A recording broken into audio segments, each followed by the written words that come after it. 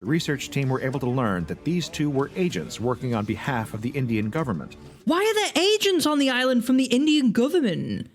Something is afoot here. Overhead, a large whirring machine passes, filled with armed men. To them, this is just another mission. It all starts a few days earlier. Two people living among the indigenous, uncontacted tribe of the Sentinel Islands. How many of you guys knew about Sentinel Island? It's like a very famous island inhabited by an uncontacted tribe. They are not familiar with people outside of their own tribe on this island, so they tend to try and murder anyone that comes near the island. It's like a protected space. Their bodies lock up, muscles tense, joints refuse to budge. Even their faces are warped into grim expressions of pain and terror. By morning, the rest of the Sentinelese have found the afflicted pair, and despite their best efforts, there's nothing they can do to treat the sickness. The helicopter descends, steel-toed boots file off the chopper, stomping against a metal ramp as each soldier exits, weapon drawn. They grab the two stricken with the strange illness, pulling them back towards the helicopter. These guys are ridiculously chill, considering what we know about the people on the Sentinel Island. They just attack you on the Sentinel Island, basically, if you go up to it. SCP Foundation satellites were tasked with monitoring the Sentinel Islands after aerial surveillance detected an erratic change of behavior among the uncontacted tribe living there. They were tagged for investigation, and an agent was dispatched to the islands to directly observe the Sentinelese. Their mandate was clear: don't interfere with the locals. That all changed when the agent repeatedly missed the scheduled check-ins with Foundation Operational Command. Mobile Task Force ETA 10 was dispatched.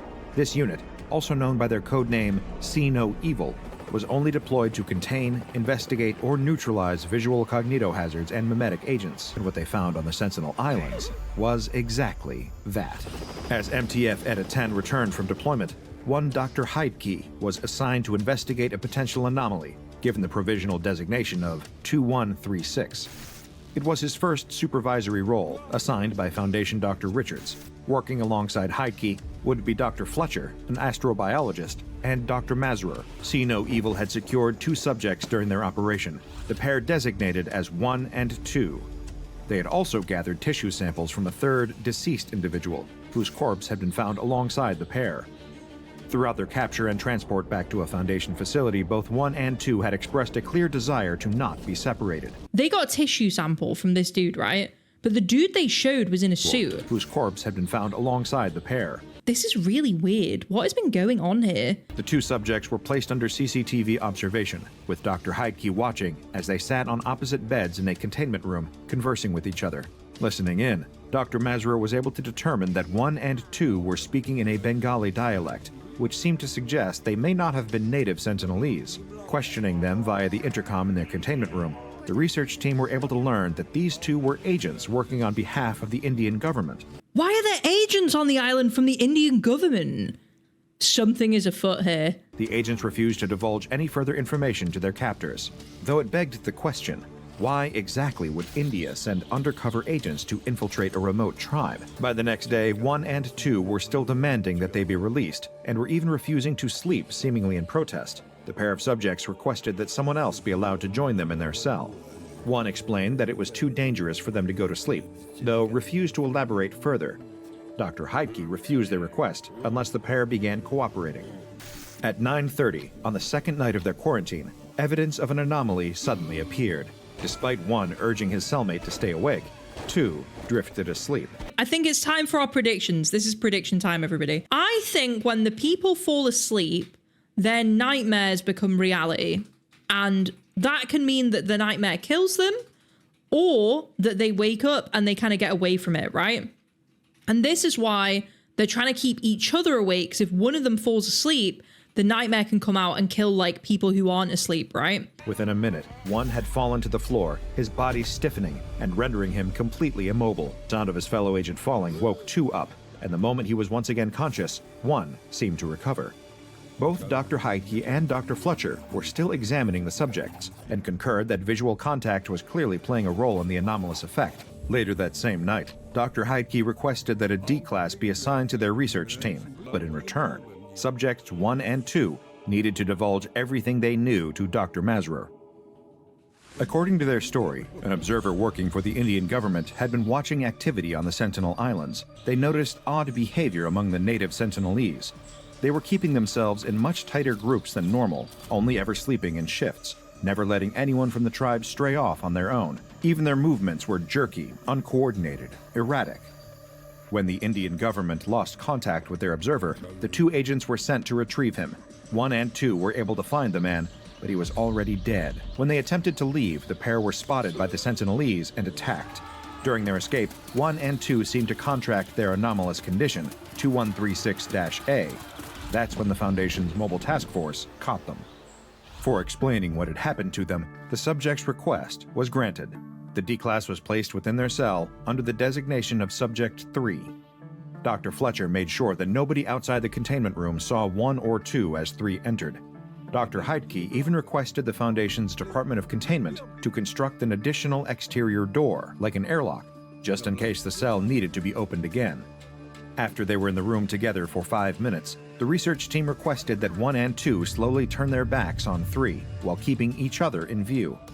As they complied, 3 suddenly fell to the ground. 3 was quickly revived when 1 and 2 re-established visual contact, highlighting to Dr. Heidke that not only was the anomaly infectious, but that it seemed to spread through a direct line of sight. I feel like this is like invisible, weeping angel, fucked up, fucking infectious situation. It kind of makes sense that it's not spread everywhere. He instructed the subjects to sleep in shifts, even electing to have the research team do the same.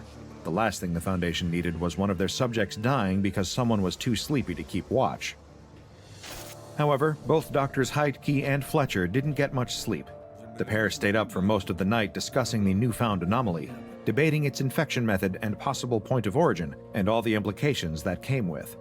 Dr. Fletcher insisted this anomaly behaved like a virus, though Heidke wasn't convinced there was enough evidence to support this. I swear I saw a movie like this once, where it's like, once it's like seen you, you're like trapped and then you spread it to everyone else. It's kind of weird. It's a bit like a zombie infection when you think about it, but with way less steps. As they worked on draft containment measures, describing in detail how the cell housing the 3 infected subjects was to be operated and maintained, Dr. Heidke noticed Dr. Mazrer in the reflection of the CCTV monitor.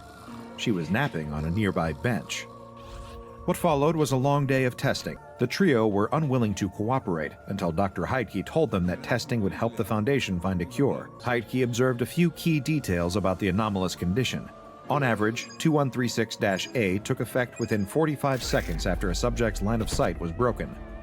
It seemed that the anomaly wasn't disrupted by reflections or refractions, leading Heidke to request that mirrors be hung in the cell. This would, he hoped, prevent the 3 subjects from ever being out of each other's view. Skin needed to be visible too in order for the anomalous effect not to trigger. Bro, are they all... Wait, what have we paused on? Are they just all stripped off now? To the research team requesting the subjects to strip from the waist up. As testing concluded for the day, and the 3 subjects were tasked with hammering hooks to the cell walls to hang up mirrors, nerves seemed to be settling in. Dr. Mazrer had also made an interesting discovery. She had examined some of the tissue brought back by MTF Edit 10. There were anomalous structures present within the deceased tissue that seemed to suggest the 2136-A effect was the result of some kind of parasite. This is acting way more like a disease than it is an SCP, which is why I'm kind of curious where this is going. It's a very interesting take on an SCP. The day's tests didn't run smoothly either. 2 began lurching jerkily across the cell, shouting something that Dr. Mazra translated as, "I can't stop. Help." Testing was outright canceled later that same day, with both 1 and 2 now staggering around the room, causing Subject 3 to become agitated by their behavior. I love that his response to that is not that he's terrified, he's just fucking agitated. 1 and 2 remained aware and conscious of their symptoms, but unable to control themselves. Their erratic movements were entirely involuntary and alarmed 3. The D-Class demanded that the other 2 stay away from him. A backup team was scheduled to arrive the next day, though by later that evening, the research team were already feeling their exhaustion weighing on them. Dr. Fletcher appeared so tired he could barely lift a pen. Inside the cell, Subject 1 and 2 had regained some of their motor functions and stayed mostly sitting still, only ever moving slowly. They had stopped yelling too, only able to speak in a slurred drawl. Subject 3 had crouched in a corner, gripping a hammer from hanging the mirrors the night before. At 11:45 on the night of the 4th day, Dr. Heidke was forced to declare the experiment terminated. They left him in there with the hammer? Like, I know everyone's tired, but damn. All the test subjects were dead. In the night, despite his efforts to stay awake, Subject 3 had started succumbing to exhaustion and falling asleep. When he did, both 1 and 2 suddenly stood bolt upright and advanced towards him. They were repeating a single word, which, according to Dr. Mazur, translated as, "Look." Startled, 3 awoke, with the hammer still in his hands.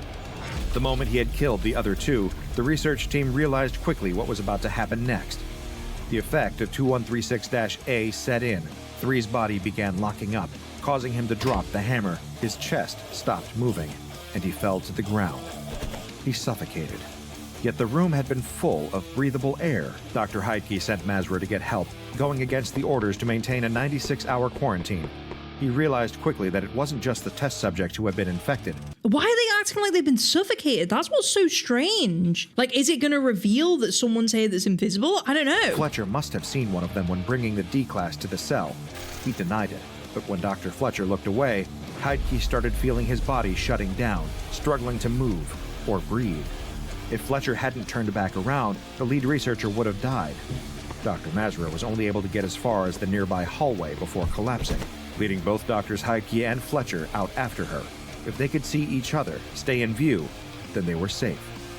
As their symptoms worsened, Heidke struggled to type, his observation journal becoming riddled with misspelling thanks to his hands spasming.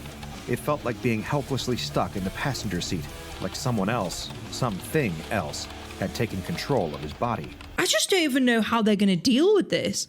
Like, how do they alert the SCP Foundation to not send more people in here that would make this situation worse without accidentally drawing more people in, right? I think they're just going to have to wait until they're, like, gone from this. Because if you type anything, people might try and come in. And if you try and say anything over a speaker, then people might try and come in. I think they have to lock down till it's over. I mean, I guess we'll see. Yeah, I just don't know. Later that morning, not one of the research team had been able to make their way out of the observation chamber. The backup team still weren't due to arrive for hours, and all Heidke could do was keep his gaze away from Fletcher. The other doctor was watching him, but as long as Heidke didn't turn around, Fletcher couldn't move. Then, within 5 minutes, the anomaly would take effect, and they'd both die. That was the plan. Heidke knew that they had to be dead before the backup team arrived. Otherwise, the researchers would just pass the infection on the moment they saw the new team. I think they've done the right thing. I mean, it's really grim, but I think they have done the right thing. The spasms had subsided just long enough for Dr. Heidke to leave a warning in his observation journal. He warned the Foundation that the pathogen they discovered was far more complex than anyone had initially thought. Both Heidke and Fletcher had been mumbling gibberish for hours, seemingly unable to string a sentence together, until Dr. Fletcher suddenly spoke. "Look." He repeated the word, staring at Dr. Heidke and shuffling closer. Without thinking, Heidke closed his eyes. He kept typing in his observation journal, hoping and waiting for his fellow researcher to die, knowing he would soon after too. But Fletcher wanted him to look. The final entry of Heidke's observations read, "He wants me to look, but I can't. I can't look. I can't look. I can't look. I can't look. I can't look." So what exactly is SCP-2136? Explained simply, it is an anomalous pathogen. The contagion itself is impossible to visualize, even through the use of an electron microscope. It's been theorized by Foundation researchers and experts in anomalous virology that the pathogen itself might be so small that it is able to trigger an infection at a subatomic level. Some have even hypothesized that individual photons of light are able to carry this anomalous infection as they bounce off human skin, allowing them to be viewed by other people. As these light particles enter the retina of another human, so too does the infection.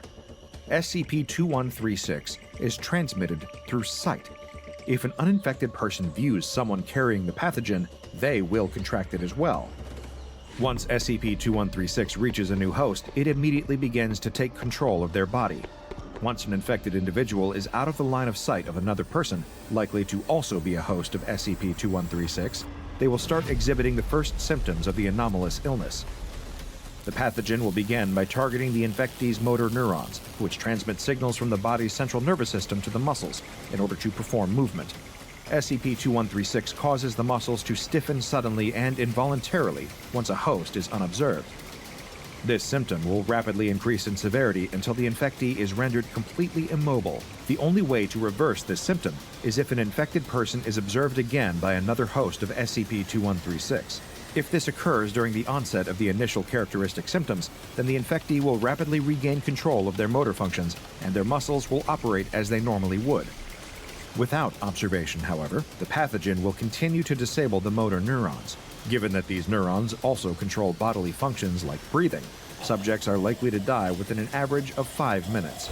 The causes of death that often occur as a result of SCP-2136 infection are typically respiratory failure or circulatory failure. Foundation researchers have noted a distinct similarity between how the SCP-2136 pathogen affects the human body and the anomaly designated as SCP-2218. The latter refers to a collection of individuals with an anomalous condition that causes them to become inanimate mannequins whenever they are observed. An ongoing investigation has been opened into the possible connection between the two anomalies. It's thought, among some researchers, that instances of SCP-2218 may have received their anomalous properties from a modified variant of the SCP-2136 pathogen.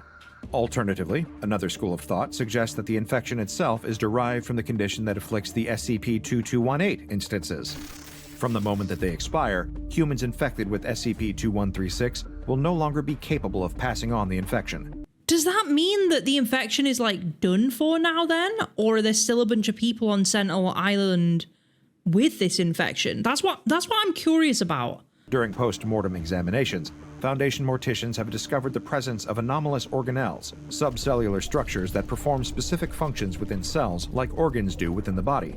These organelles, it is theorized, are possibly the matured form of the SCP-2136 pathogen. However, their exact function is unknown. It's thought that since they are found within neural cells, which receive impulses and enable the human body to move, that these organelles might have some role in preventing these electrical impulses. Foundation researchers studying the pathogen have found that SCP-2136's composition suggests that it works by absorbing some or all of the electrical impulses sent via a host human's neurons. If they're trying to secure, contain, and protect this SCP, right? What does that look like for something like this? Does that mean they're going to have to go and capture some people who are most likely on Sentinel Island and bring them to a containment cell and just like force them in this horrible tortured situation for the rest of their existence? Or like, are they just like infecting a random and doing that? Are they just like bringing a D-class over there and then bringing it back? It seems like the risks of doing this are so high. Like, I wonder if they even can. Like, maybe this is just like it for this virus. It has even been suggested that SCP-2136 feeds on electrical impulses, sustaining itself while simultaneously blocking an infectee's bodily function. But Dr. Heidke realized this was wrong. SCP-2136 doesn't just feed on electrical impulses. It stores them, using them to control the bodies of its hosts. The infectee's consciousness becomes an unwilling passenger in their own body, while the pathogen pulls at their limbs like a puppeteer. Do what the Indian government was doing and leave it with a 5 nautical mile no contact zone. The thing is, though, is that even like ethical? Because they're trying to protect the people on Sentinel Island. Again, they're living like a torturous life, trying to live with this and not die from it. Like, I don't know if that's even ethical. Like, not to say that the SCP Foundation cares about ethics, but yeah, I feel like that's kind of fucked, you know? Yeah, the people are kind of fucked in that scenario. Processes like talking are more complex, but if SCP-2136 is able to learn how to make a body move, then it can learn how to make one speak. As of now, the Foundation has ordered Mobile Task Forces Eta 10 and Theta 5 to establish a naval perimeter around the Sentinel Islands. All outside contact with the indigenous tribe is prohibited until an effective containment protocol for SCP-2136 can be determined. A final amendment is included in the SCP-2136's entry on the Foundation database. The misspelt sentence reads, "All D-Class hosts died. SCP-2136 is neutralized." Oh, I think that's one of the most interesting formatted SCPs we've seen. Like an SCP that doesn't have a physical form, but it's like basically a virus that passes on to people. That was really hard to pin what was going on with it though. Damn, they did a good job of like keeping the mystery element up with this one.